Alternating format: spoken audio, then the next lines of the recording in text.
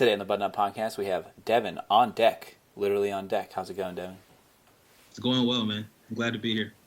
Well, I got to meet you when we were out in LA in October and get to know you a little bit, but I'm fascinated to hear your story because I know you're really into shoes and designing shoes and fashion, and I always like to start back at the beginning, though. So, like, you're from San Francisco, right?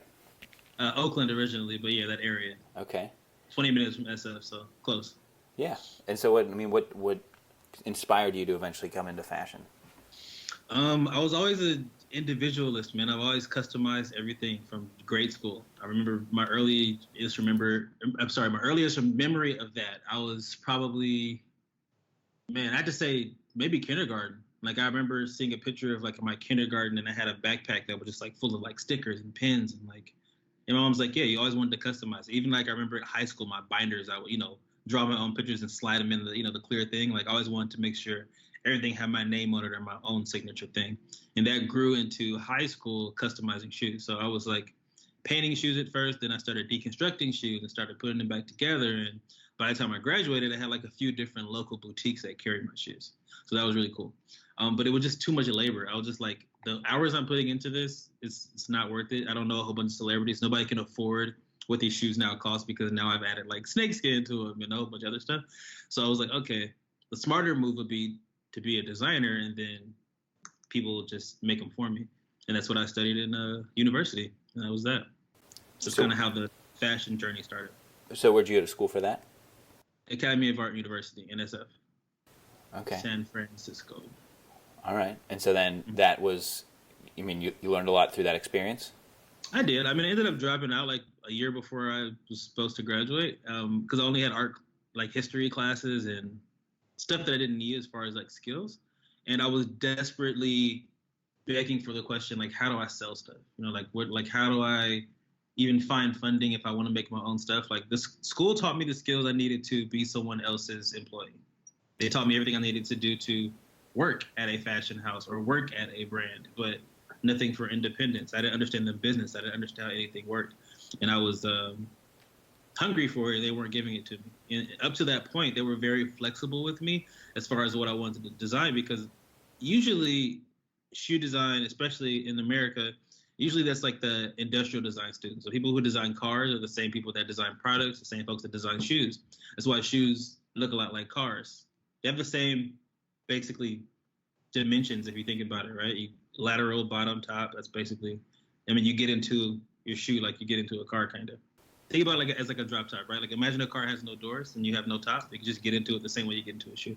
But because a lot of these people start in the automotive space, those shoes tend to be more focused on function rather than style. And I was like, I don't care about if they make you run faster or walk on water. I care about if they are dope looking and they're comfortable. So at that time, my school was like I was really close with like the head of the department. He was really gracious enough to waive a lot of classes for me because I would kind of bounce back and forth from industrial design classes to learn some stuff that I needed.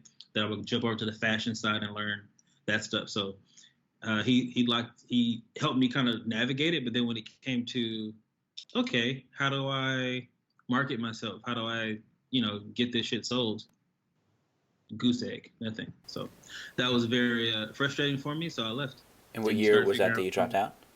I started 2005. And then I left at 2010. So it was a long year, 5-year journey because I'm also working at the same time. So I only can take 2 or 3 classes a semester because I had a full-time job. So that was a learning experience for sure. And it's also the time you're probably seeing the trend move to more people being able to sell stuff online. It's like, obviously you could sell things online in the early 2000s, but this is the time where it's like brands are being built as web companies. And so I'm sure that didn't help with your itch to get out. Yeah, because it's like, I don't know, like I see the things happening and changing in the real world, but my school's still being super stagnant at what they want to offer me.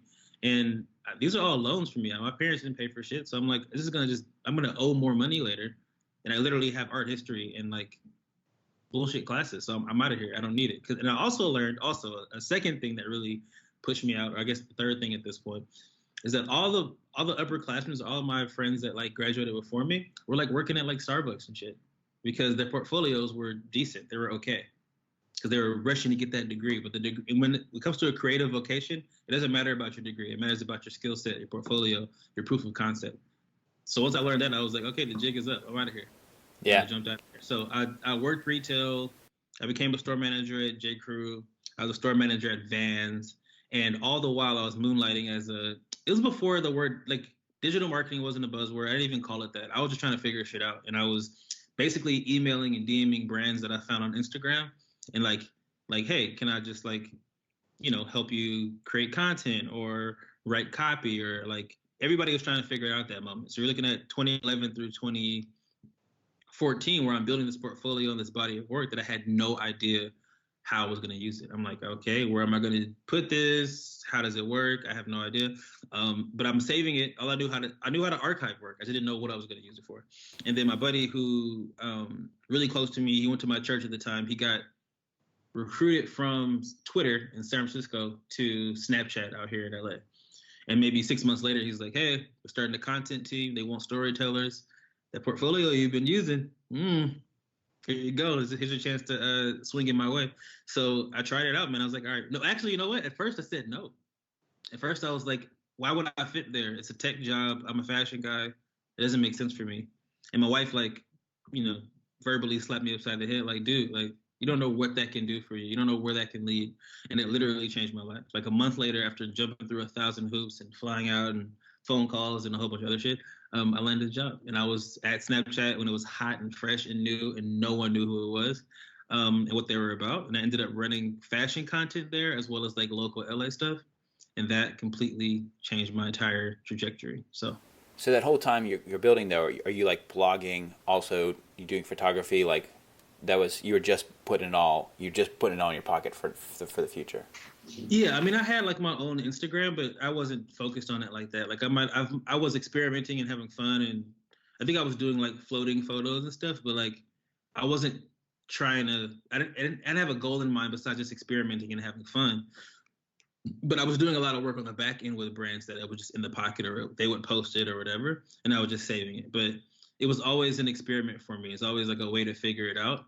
I guess as I got more tools on my tool belt, I became more interested in marketing over fashion, so to speak. I mean, obviously, I still have a love for fashion. Obviously, I still have an eye for it, but it didn't become my end all be all passion because that itch for how do you sell things, it was such a deep rabbit hole to go down and so many things to learn from both sides. Because now, like, okay, so I'm at Snapchat, right?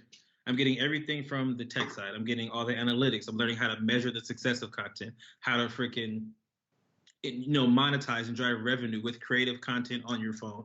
Then on the other side, I'm like becoming really good friends with all the influencers here in LA. They're teaching me tons of stuff. I'm experimenting. I'm a fucking what is that called? Meeting growth hackers and all types of other stuff like that. So it's ridiculous. I'm like, I didn't even know this world existed on either side, and it was just so new to me. And fashion just like after a while just became such a thing that was a vehicle that kind of got me here, but it was so much more to everything. So that's kind of how I became this kind of well-rounded guy that does kind of the tech and fashion stuff, because it's a part of who I am now. And I feel like it's hand in hand. Like we wouldn't be here right now if not for tech, right? If we're not for social media, if not for the tools that we have at our disposal that connect us all. So yeah. What sounds like the through line through all of that though is you're just chasing what you were really excited about. It's like Correct. You kind of left the art thing because of a history, but you were excited about storytelling and learning. So the whole time you're excited and you're trying to learn and develop yourself. Correct. And just solve a problem, dude. And the problem was, it started off, how do I sell the thing I want to make? And then it ended up being this like entire world of bigger than selling. It's like, okay, it's about storytelling. It's about connecting. It's about communicating value at scale. And how do you do that? How do you measure that? And I just became obsessed with that. And then fashion became a secondary thing for me. So through that time, how is your personal style developing as you're into tech and you're working with fashion? You probably work with big fashion brands as far as Snapchat goes. Yeah. Well, I'll step back a little bit with personal style. So remember, I said I went from managing at J. Crew to managing at Vans. So I've always been both guys. I've always been the guy who's into smart stuff, but I always have a strong sneaker collection. So that was always something I've always prided myself on being able to exist on both sides. It got inspired from a lady that, or a young lady that I was in class with. She was in my construction class, and that's just where you learn how to make garments. And this is in college at this point. And I noticed every time she came to class, I would have to almost like give her a double take because she would look totally different. It'd be a grunge look, and then she'd look super girly and dainty, and then she'll have like a menswear inspired look on, and she's look fantastic every day. And I'm like, what's going on? She's like, yeah, I don't fit in the box. I'm fluid with my style. So I made it a point because before it was kind of like these are my interests, but like when I was at J. Crew, I would go hardcore dressing like J. Crew. At Vans, I threw away all those clothes and just stuck to like my casual stuff. And then after meeting her, I was like, no, I should keep it all. I should figure out how it all works together. So by the time I started working at Snap, again in the tech world, I'm not sure if you've been in these tech offices. We're talking about sandals and shorts, even in the winter. Cargo shorts. Yeah. Cargo shorts. Yes. I know. Yes. Hoodies. People may have not showered in a week. So it just is what it is. So for me, I was a sore thumb when I dressed up too much at work. But depending on what event I was going to or who I was meeting with, I would obviously pull it together. So that's when I really started developing my style for like the smart casual piece, but definitely more hardcore on the casual side because I hadn't really focused on that. Because again, at that time, I might have had, when I started at Snapchat, I might have had 20,000 followers on Instagram.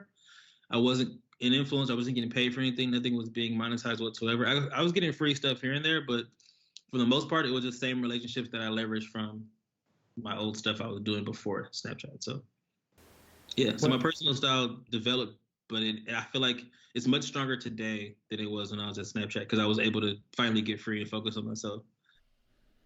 Do you think that your like style sense or your even if it was kind of small, your following at that time helped you get that job? Because that had to be a pretty competitive job, right? And you were, probably not the most traditional candidate. True. I was very untraditional. I think one of the questions they asked me when I was interviewing, they were like, so what do you bring to the team? And I was like, well, diversity. Like, not only will I be one of 10 Black people at this company, also, I'm the only person at this company that has a fashion background. Like, I know that you guys are all about storytelling, and Snapchat is something that basically documents, and it's an immersive experience of what somebody experiences in the real time. But if you have no context to that or have no in to all the cultures you want access to, then it won't feel genuine. So if you want somebody in the fashion space, which is one of the pillars of culture, period, right? How people dress is one of the things that define culture. Then I'd be great to add to that. And he was like, "You make a great point," and I think that might have been one of the things that really nailed it for me. How long were you there? Year and a half. So basically up until Instagram took them. Okay. and then it's disguised, man, because they were gonna close my department, and they were like, "Hey, we're gonna close the department. So either you can like find somewhere else to go. Like I know you like probably want to go to the marketing team, Devin, or you can take 3 months of severance and benefits and leave in a lump sum." Yeah. So you're like, that's an opportunity. Yeah. So I was like, yeah, I'm out of here. And what did you do? Like right when you left, did you have a plan, or were you like, this is my opportunity to kind of go all in on myself? I had a rough plan, but I had to scramble. So I have some really dope close friends that I met over the years, and it's fun working at places like a J. Crew. You cross paths with so many people that are outside of, I guess, your scope of like what your usual lifestyle would grant you. So I'm talking like CEOs, dope business people just from all walks of life. People were like, it was a point where I was getting so close with people, they were inviting me to their weddings and shit, because I was like there, like, being their personal stylist or whatever. And for me, I go all in no matter what I'm doing. So I was very much like, any glimmer you see of personability, you guys met me, like, you know how I am. But like, so imagine that with like charm on 10, always fucking smiling because I'm at work, like dressed to the nines in full, like, I'm talking about style you've never seen from me ever. Like, those pictures are long gone, so I couldn't even find them if I wanted to. But actually no, if you go to my lookbook video, my video on uh I think I was, what did I say, judging my own style or roasting myself? I forgot. But looking at my style over the years, I have a lookbook, like I have an archive still in my lookbook.nu. Remember that from back in the day? The lookbook website? I have a Oh couple yeah, yeah. dapper looks on there too, but they weren't any good. I look back, it looks terrible to me. That was during my time I was working at J. Crew. But anyway, during that time, I met a lot of great folks. Like, because I worked on a street that was a mall, but also had like condos above it. So everybody that lived around there would come shop there. And these guys are all people that own $1 million houses. But some folks were like young, like late 20s, early 30s. So those folks that were closer to my age, but also kind of had their shit more together than I did, um, we had bonds and I learned a lot from them. And those are the same people that when I left Snapchat, I was like, hey, look, I got this great lump sum of money. I got this opportunity of 3 months to figure some shit out before it all runs out. Here's what I'm thinking, and they kind of helped me sharpen my ideas and craft my ideas around it. But those same relationships played a major role in what I need to do in the future. And like for me, I'm very I don't want to say selective. I'm just wise about my friend choices. I think I've always kind of had that even from growing up.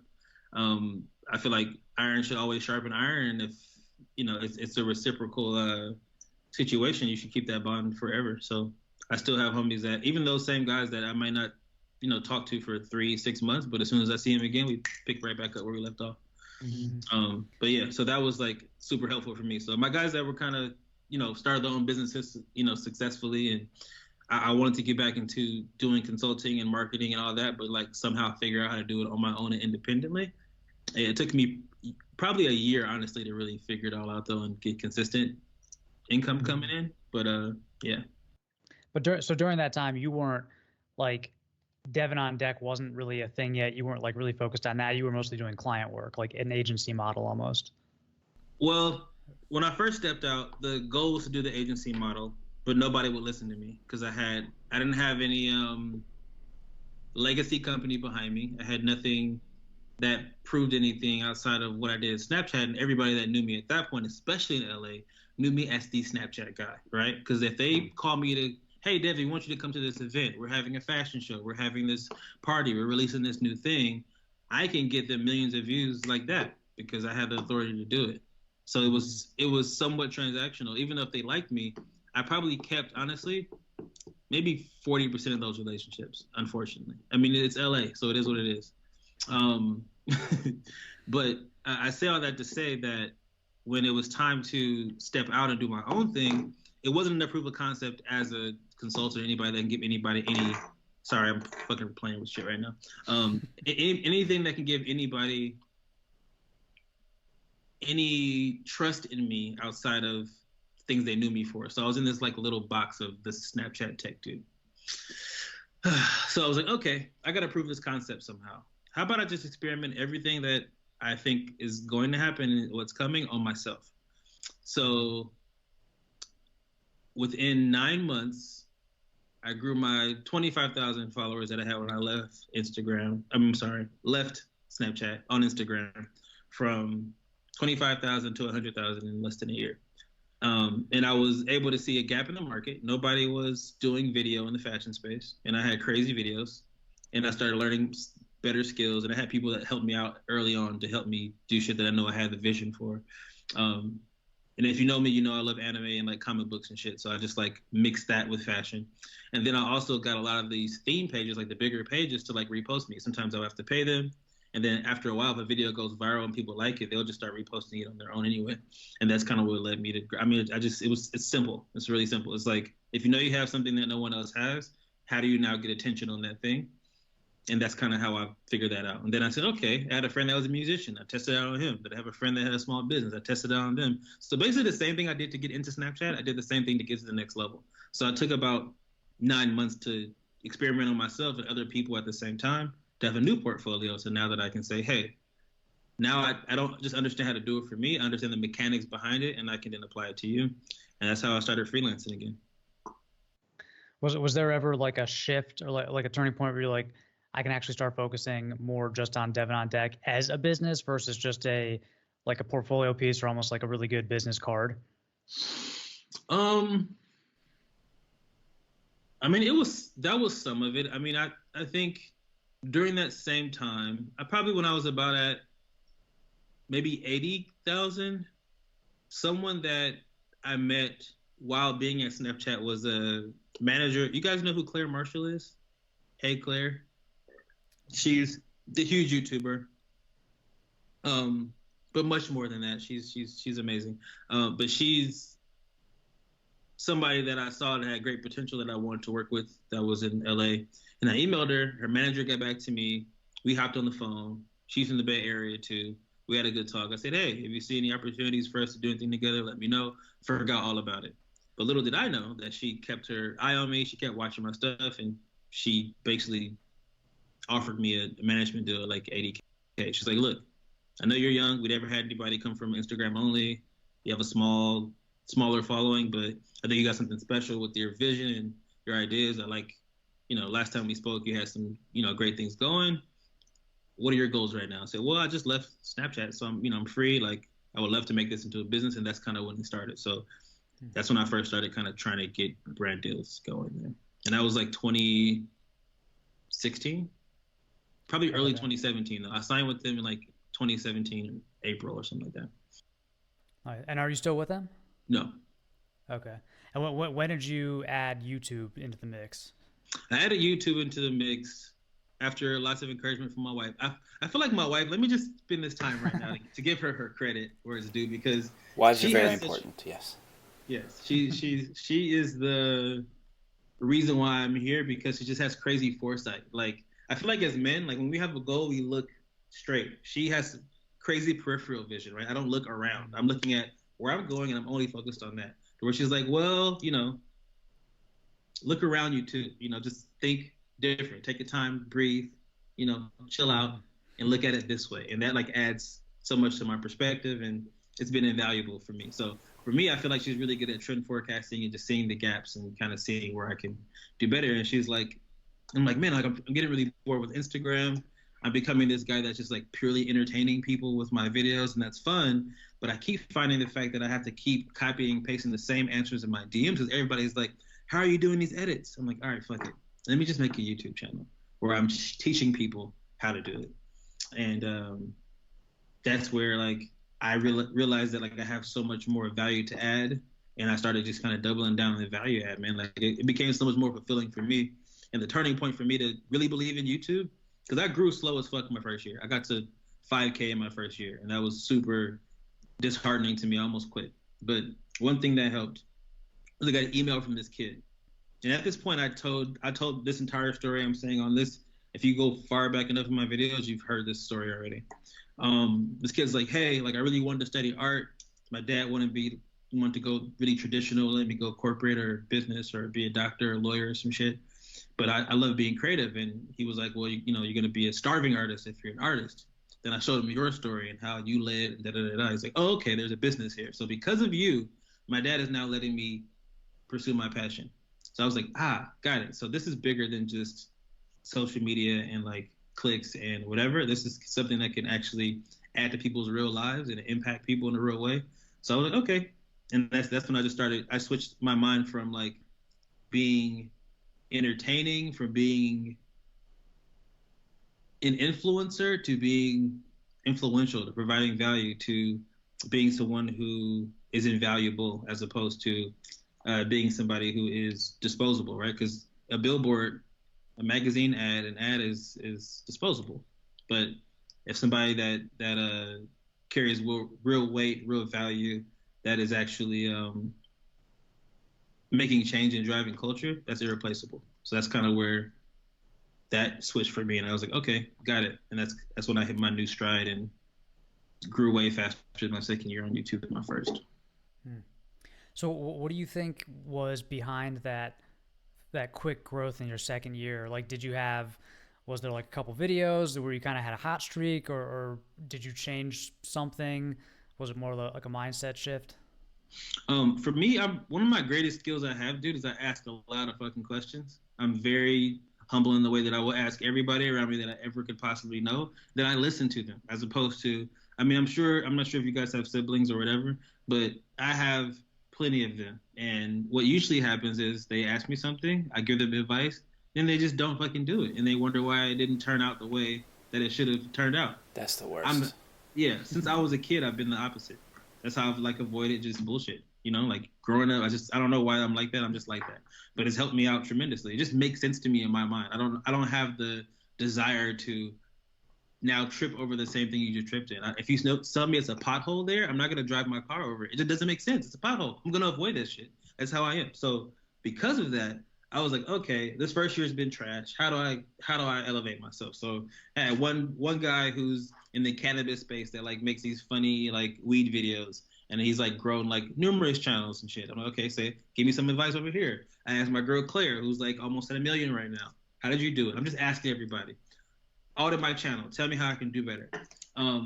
So they gave me tons of advice on just like how to have better thumbnails, how to have better titles, all that shit. Because I understand that like that first, glimpse at your thumbnail or whatever, which I'm always stressed out about, even to this day. I make like 3 or 4 thumbnails before I put a video out, because like you have that fucking number in the corner that fucks you up at the bottom right, and then you have like you want your text to be at a certain. It's a lot. But we'll get into thumbnails later because I learned a lot about that too. But I think for me, I learned everything from the operational side, but then also kind of like what I was doing wrong in my videos. So my videos would be like 10 minutes on average, if not longer, to explain something that probably should have only taken 4 minutes. Mm-hmm. So I shortened my videos. I made my thumbnails more consistent, and then my titles, I got more competitive with my titles. So I would look at people that were in the space that are running the space, the top 3 guys at the time, or the top 3 guys still. Well, I guess, has Alex passed a Real Man Real Style yet? It's still the same 3? Last time I looked, he was close, but not there yet. So he gets a lot of views though. Yeah. So it's still Alpha Jose, Real Man Real Style, right? Yeah. Yeah. So those 3 guys, and I remember at the time they made a video about how to look more muscular in your clothing, and I'm like, dude, you guys are all fit. That doesn't work for the regular guy. So I just made a regular guy video. That video was dead dead meaning that it was my regular views of like maybe 1,000, and then it just died down for 3 months, and then out of nowhere. So I think it's a bit of luck there. Then also it also showed me though that there's a market need, because guys don't speak about body issues. We don't talk about insecurities. So I just doubled down on that shit. I made one for like how to cover your man boobs better. And I started making shit for short dudes, bald dudes, like anything that makes you feel like you can't accomplish that goal, or you can't go talk to that lady, or you can't walk down the street confidently. I want to kill that. I want to make sure you wipe all those excuses away and you're able to step into whatever the next thing you need to do with the most confidence possible. And obviously a lot of that comes from inside, but outside does help. Obviously, if you're bigger, you can get fit by working out, great. But tomorrow you can't walk out the house naked. So let's figure out what to wear tomorrow. Yeah. So that's kind of where I'm at. That's so true. I feel like whenever I see somebody ask like in a forum or in comments like, hey, I have a belly, like what kind of shirt should I wear? And everybody's like, work out, bro. It's like, dude, that's going to take like 6 months of like serious dedication. Like this guy needs a shirt tomorrow, Literally tomorrow. I love that. Well, can we get some more tips on thumbnails and titles? Like what specifically? If you want? I'm asking for a friend here. Oh my God, no, dude! You have such like high viewership. Don't even talk to me. Well, your channel is a great example because you are really good at. Well, you've already found a great niche, right? You found like that's one. Again, I think guys don't want to hear, "Hey, let's talk about our feelings," right? They don't want to hear, "Let me hold your hand and let's all feel sorry for ourselves." No. You want to attach whatever this thing is, as we know, as an insecurity or a barrier that people hold that stops them from doing whatever they want to do, and just attach it to a goal, right? Attach it to achieving something, and then I'll listen, right? So for you, you're like, this is modest man style. This is how you can look good, feel good. But really, it's about being your best. That's the underlying message to all of our channels, really is, most of our channels. It really is confidence, right? It's really about how do I make the most, especially with you, Cavalier, how do I make the most informed decision when I'm going to pick this thing, but I'm therefore going to feel the most confident and therefore going to perform better in life. That's the end result, but you don't want to tell them that. You want to give them whatever they came for, but really, we're all just trying to feel better about ourselves and make sure that we're equipped and have all the tools we need to fucking win. That's it. So that's why your channel is amazing. Would you say like, because like so a lot of people would say, okay, find those issues, those like burning problems, like finding romance, like getting the promotion, like being more confident, getting taken more seriously from guys, whatever, and attach that to specific problems like dressing better. So it's like if you can dress better, then you can get more dates. So do you try to attach those two things like in your titles, or do you just go after the more obvious problem? You know what I mean? I think it's wherever I know I can add the most value to. I can't talk about getting girls because I've been married for almost 10 years now, so I don't even know what that even is like anymore. It sounds like a really scary place from all my single friends. Like frightening. Yeah, A lot of swiping. yeah, a lot of swiping. I'm like pre-apps. I don't know anything about this shit. I have no idea. This is all new to me. So for me, do I attack general problems? I guess so. I mean, for me, I attack stuff head on sometimes, and sometimes it'll come through as like something that is like by accident. So I'll be talking about something, and then it'll pop in my head to be like, oh hey, like if you're a bigger guy. So like I did a video on, what did I do a video on that I did this? I think bigger guys have a problem with like putting on anything that's like wide or big or fluffy. I think I was talking about fall trends one time, and I was like, remember the shirling jackets that everybody was wearing and still wear to this day? It's a classic thing. But like, some of them are full shirling, some of them have just lining, some just have in the collar. And I was like, bigger guys, trust me, you guys can do it too. And I just showed examples of other bigger guys wearing it, just so they can see it. Like I think it's one thing to be told you can do something, but if you can see other people that look like you that are doing it, that helps. So also with my channel, you notice if you look at it, I'm probably one of the only YouTubers that doesn't ever really put myself in thumbnails. My most successful videos, only one of me is in the thumbnail. So whether or not, I don't know what the factors are that makes my face unattractive to people, but I just don't put it in there. I'm not sure. I have hunches on what it could be, but I don't care. So I said, okay, fuck it. Not me. I don't have to be the star of the show. And I'm not so full of myself that I have to be. And I know people say that you want to make sure to put faces in there for consistency and yada, yada, yada, and I get that. But I think you can be consistent in your message. You can be consistent in your titles. You can be consistent with your fonts you use and how you format your thumbnails. So I was like, that's not going to be it for me, because the videos that do best don't have me in them. So once I learned that, I just started being super intentional and being super multicultural with all my thumbnails. If you notice that, you'll see literally Asian, Latin, white, black dude on there at all times. I always do that. Until I'll just put somebody that's just like Indian or just white. I just make sure they're just like not me, because that for me it's like fashion is universal. I've gotten so many comments or DMs or even emails from like, hey, like as a white guy, I didn't think I could relate to your channel because you don't look like me, but like now I've learned that fashion. I'm like, yes, it's clothing. Like I can see if we were talking about like hair or like grooming or something that's very specific to like that, but no, otherwise. Fashion is universal. There's some colors that work on different skin tones, but outside of that, we come down with face shape, body shape, height. That's all universal. So I gotta loop you in with other shit first, and then when you get here, I'll keep you. It's like my dad purposely giving me the name Devin Anderson so it doesn't sound too black. And then when I get to the interview, then you say I'm black, but it's too late because I already got you. That was his theory in the 90s for giving me this name. So I guess it worked.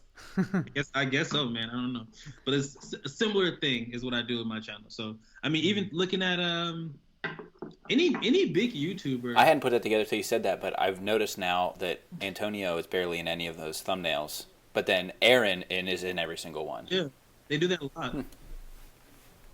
Right. So I think you have to kind of choose what side you want to go on. It comes down to people like your face or not. That's what it comes down to, really. End of the day, you guys to be honest with yourself, but not really. Like I don't really care. For me, it's like I just want it to work. I want to get the info out. I want people to click on this video. So if me being in is gonna stop you, then I don't got to be in it. It's fine. Do you think, how much do you think has changed with YouTube and Instagram, like since you started? Like, is the same stuff that was working to grow your account from 25K to 100K in a year on Instagram working now? Hell no. I mean, even the founders have gone now. This is gonna turn to Facebook. I'm so at a point with Instagram right now where I'm so like torn, because obviously it's the platform that I started on. I have a lot of nostalgia towards it and still a lot of love toward it, but the organic reach is so limited now, and they're finding so many sneaky ways to charge us, even as creators. Like you can create a creator account now. Did you see that in your settings?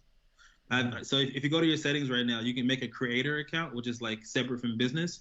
And you can see more analytics. So basically, they just break them down to look differently. But that's just so they can recategorize you, and they can basically encourage you to promote your posts so you can get more reach than you would have. But really, it's the same reach you would have gotten 3 years ago. So I'm gonna throttle your shit, right? I'm gonna freaking bury you, and then in order to be seen like you normally would, pay us money. And I'm not really with that. So it's very frustrating for me as a person who really loves Instagram, man, but it's turned into a place that is about business for Facebook rather than everybody else. Yeah, I mean it seems like that's kind of obviously it happened on Facebook. It's happening on Instagram. I mean, YouTube seems like it's still pretty pure, although subscribers don't mean anything on YouTube anymore, right? You can have maybe get 5 to 10% of your subscribers will see a video. So I feel like that's kind of just the way it goes as a content creator. Is you're gonna have to be able to be nimble enough to jump from one platform to the next. So I'm sure in 10 years it's going to be something else, right? Right. So are you putting most of your energy into YouTube? As far as social media goes, I would say so. I think I always have a hard time managing my time because I'm such an all-in type of guy, but I'm in a place now where I'm kind of split. So one thing that recently happened since I guess the end of last year, I've been working really closely with one agency behind the scenes because they really like my work and we've done a few one-off projects. They're like, hey, look, how do we clear your plate and get more of your time to where we're your only client? So I threw an astronomical number out there, and long story short, I'm there now. So they got me for 2 days a week out of my week. But again, like that means I'm turning off everything else and I'm just focused on those 2 days a week. So there's less time to focus on what I want to put out. So now, but I also understand that YouTube rewards you for frequency, not necessarily quality or any of that shit, right? So you get rewarded literally for putting out more videos faster rather than putting out better videos all the time. Except I feel like your channel is an anomaly, Brock, and I don't know why. Because you have a very casual attitude to putting out videos. Can you explain why? Can you explain why that is and how that fucking works for you? Because I literally would see my views tick up as soon as I started posting them more frequently, rather than when I slow down to like once a week. Yeah, well, I've never tried like a super frequent upload schedule, so I don't know what would happen to my channel if I did that. But I do see a pattern though where if I kind of like go silent, let's say I upload a video and it like does normal or better than normal, and I go silent, I'll see YouTube almost like uptick my subscribers for a little bit. It's almost like, I swear they're like a drug dealer. They're like, hey, like here's a taste, like come back, you know? and then I'll go back, you know, and upload. So I don't know if there's a certain amount of time that has to go by before you get penalized, but I've never been penalized for not uploading for a couple weeks even. So I don't know, my thing this year, because I also have other things going on, like I'm really putting a lot of focus on my website and my work with Peter Manning. So, you know, YouTube for me, because I look at all the stuff I'm doing, it's the hardest thing to monetize. Like I love it, but it's the hardest thing to monetize. So for me, it's very much it's not like my main focus right now, you know? I agree. And I think as a creator, another thing for me is like similar to what I found out when I was in college, man. It's like as a creator, you'll always be someone else's hand, period. Right? Mm-hmm. Like, yes, we're making our own content on YouTube, but as soon as a sponsor comes in, now you got to fucking compromise.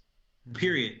Even if you do have high standards like everybody does in this call right now, like I always demand I have to try it out first. I have to actually like it. If I don't, I will not sign it. We're not going to do it. But still, even then, like you got to negotiate on how much you talk about them, when you have them come in the video, how long that has to be. Like, so even all that is like, I'd rather have a seat at the table and decide things from jump and be a boss rather than being someone else's pawn to any degree.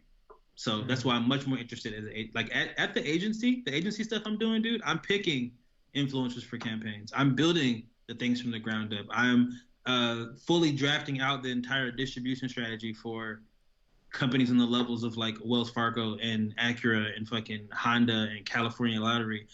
Big leagues now. So you can't really tell me shit that I don't know anything. I'm fully graduated to something totally different. But also it's like I want to figure out a way to like tell that story better, because I feel like that part of my life I can't even really show. I mean, a lot of that shit is like because you think about a campaign, we talk about that campaign and start planning it out sometimes a year before it even happens. So I can never really share it. It kind of hurts because it's like I feel like I've reached a new level in life, but I can't even speak about it, you know? Because I feel like Yeah. social. You just have to keep putting in the portfolio. Yeah, exactly. I just gotta Yeah. keep. Yeah, and maybe what I do is like film it and hold on to it, and then when it launches, I'll put out maybe a vlog or something about like building it or something. I don't know. I gotta figure that out because now that I've evolved and I've changed, I feel like my platforms don't necessarily reflect that. If that makes sense. Like I don't mind monetizing my YouTube and Instagram. Like I have a new management agreement I just signed. That's like a short-term trial period, and it's been a saver of time for me because now I'm not negotiating. I'm not in emails, not doing none of that shit. They bring me the high-level stuff, and I come back, and then they go back and negotiate for me, which is like amazing. And now I can just focus on the things that I know I want to do. Like literally right now, bro, I'm so pressed for time that I have a sneaker deal on the table where I can design my own thing from the ground up. And they're gonna cover all the costs for it. I have not sketched more than 30 minutes. I have a Forbes article that I need to write for, like a synopsis on like fill out a couple things for the writer to do what they need to do. That's been sitting in my inbox for 3 months because I'm burning the candle at both ends right now. So I got to figure out some time management, man. It's like you pray for these things, you hope for these things, you work for these things, and when you get there, the one thing you can't buy is time. Yeah, so true. Man. Yeah. Well, you know, it's better than the alternative, right? True. I rather not be broke, but still, it's like it's a lot, man. So recently, to mitigate that, the wife has now left her crappy job and now is helping manage everything with me. As far as like just helping me do anything I would do for myself if I can clone myself. That's So awesome. yeah, it's been dope. It's been dope to have her because she's always been sharp and using her skills to build other companies. She's like, why don't we just double down and we just build this shit? And I'm like, yes, please. That would be great. That's a perfect idea. Yeah, so we're Well, just we're very honored to have some of your time oh man for the Buttoned Up podcast. Stop it. Of course. We do have a segment called Rapid Fire where we're going to ask you some quick one-word questions that you're unprepared for. You ready? Go, I'm ready. Okay, Oxfords or Brogues? Neither. I wear sneakers. Sneakers. Morning shower or evening shower? Both. People in LA keep saying both. Cardio or lifting? Cardio. Chinos, jeans, or trousers? Chinos. You can go up and down with those. Mm-hmm. Yeah. What was the last book that you read? Audiobooks, and it was, oh my gosh, it was a long time ago. I forget it. Rapid fire. I don't have time to look it up. Navy or charcoal suit? I don't wear suits, but as a suit separate, probably a bottom, I would go Navy. Navy? Yeah. Who's your favorite Bond actor? Idris Elba. Good. That's a good one. If you're Daniel Craig, okay.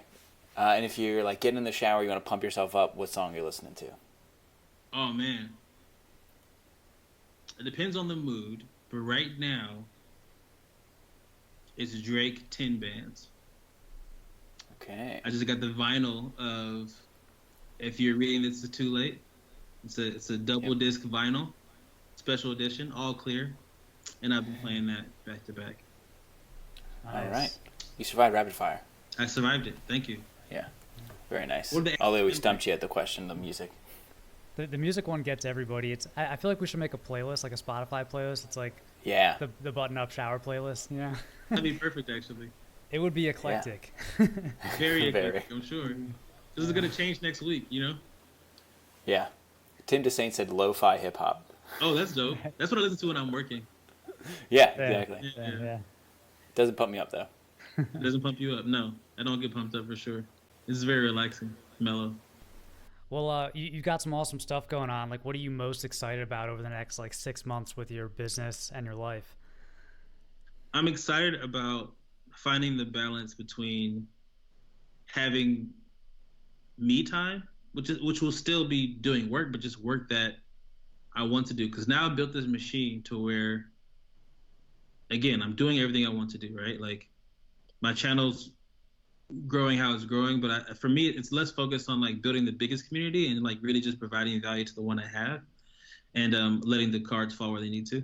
Um, and I'm very secure in that and okay with that, and content where I'm at. And then also on the other side, the agency side, I'm working with companies at the highest level, right? We're talking Fortune 500s, where I'm literally sitting across from CEOs and CFOs and making decisions, which is amazing and an awesome privilege, which I appreciate. But now I have to figure out how to balance that out with like the fact that I haven't been to the gym in a month, or I've had no time to like have any quiet time with myself, just like drinking coffee and writing down my thoughts, or meditating, or any of the things that I know are good for my mental and physical health. I haven't done any of that. So if I don't take care of the machine, though, I know it's not going to work long term. So that is what I'm looking forward to. So the goal is by summer to have that locked in. Literally the wife stuff and like the new changes that I told you guys about like just happened within the last week. So it'll take some time. Thank you. It takes some time to acclimate. And it's funny because I sat with that for probably a month, man, because I really didn't want to be like that guy where like, yeah, come support me and my vision. It's like, no, I want to make sure that whatever goals you have, talking to my wife, like, hey, like, I don't want this to take place of that or distract you from the things I know you want to do. Let this be a thing that helps us both get closer to our goals. I don't want to be like you living in my shadow or whatever. That's not the kind of guy I am. And I just want you to, because I'm thinking long term. I think 20, 30 years down the road when we have like kids and then, they're grown, they move out and like you don't know who you are after, or you look back and you're like, man, I wish I would have. Like, I don't want to have any of that shit in our minds at 50, So, yeah. Yeah. So it sounds like this is a chapter that might help you guys, kind of get there when you're 50 and not have any regrets. So I think that's pretty cool that she's jumping in with you right now. Yeah, man, this will be cool. We'll see how it goes, man. And I just got to be very, very gentle and just very aware. Because again, like all I think about is my work and what I have to do. So now I have to like do what she does for me and kind of think bigger and see how I can support her. Right on. Well, we'll have to catch up with you in 6 months and see where everything's at. But yeah, we appreciate your time, man. Thanks for coming on the show. Thank you for listening to the Buttoned Up Podcast, a collaboration between John Shanahan of The Cavalier and Brock McGough of Modest Man, and we will see you next week.